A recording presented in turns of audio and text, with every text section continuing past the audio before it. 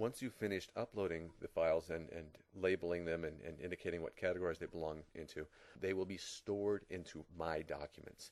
In the My Documents function, they will just all be listed in order in which they have been uploaded, but you can also organize them and you can create folders and such, much the way you would organize files on your own laptop, but you can organize them here in similar type of folders. I suggested earlier that Scribd could also serve as a means of getting together with other people and sharing files with others. So what I did here as an example is I've typed in Shakespeare and I've clicked on the Groups tab, and what it does is it lists all the different groups that are related to Shakespeare. I can now join one of these groups and we could share ideas and share content based on our common interest in Shakespeare. And that would provide us a networking connection to files that relate to Shakespeare. Not a resource that I necessarily use, but other people do and find it very useful. If there isn't a group that is created yet that is related to your interests, you can create your own groups.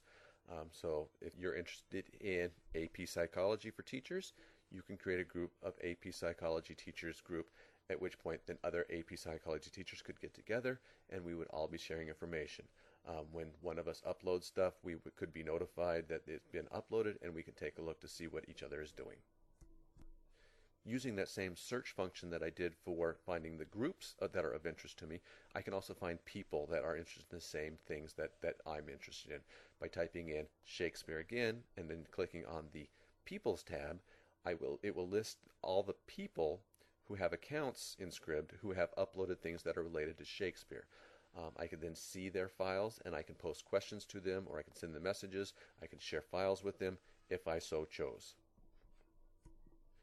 Maybe most useful is that, again, with that same function, instead of putting the Groups or the People tab, I put the Documents tab, and it will list all the documents that have been posted that are related to Shakespeare or have a Shakespeare tag.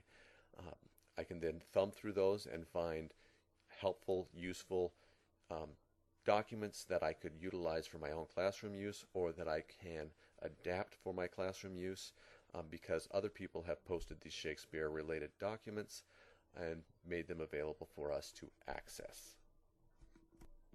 So that's how you can either upload files to Scribd, or you can look for files and documents into Scribd. The most useful thing is being able to access them and use them. So if you've uploaded something and you want students to be able to access it, you need to be able to have the students get to it and then put it on their own computer so that they can then manipulate the file and then print it out and turn it in. Or this may be the instructions for a project. Or you found something that another teacher used and you want to download it and use it for your own purpose. Once you've found that, either if a student finds it through the URL link that you provided, or you found it through a search like the Shakespeare searches, you will then be taken to the document and it'll look something similar to this. You now have a number of options of what you can do with those documents. The most useful of those is that you will then be able to download it. You can download it in a number of ways. This is also a very convenient way to create PDF files, because if you upload it as a Word document, you can still download it as a PDF file, which would then be available to anybody on any computer who has Adobe Reader. But you can now download it. If you have Microsoft Word, you can download it as a DOC file, and then you can have it on your computer. You can add text, you can change it around. If you're a student, you can then turn it in as an assignment. If it was a file that was from somebody else, you can download it to your computer. You can change it, you can make it fit your needs, and then you can resubmit it and use it in your classroom. So the download function allows you to use it really for your classroom purposes. Greatest advantage of using Scribd is that you don't have lost files. You leave for the summer and you have your computer that you had all your files on that gets re-imaged. All of a sudden you come back to school and all your files that from the previous year are gone. If you've uploaded them to Scribd, they are online and they are backed up and they are available always from any computer. No more lost files for yourself. One of the greatest advantages of Scribd.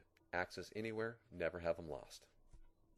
Second fantastic benefit of Scribd is that it allows students to be able to find and use your files, as well as you to be able to go out there and find just files and documents that will be beneficial to you. It's really like a treasure hunt. You can find great things on there. You don't have to reinvent the wheel. Sometimes just going through other people's files gives you ideas on how to better utilize techniques in your own classroom.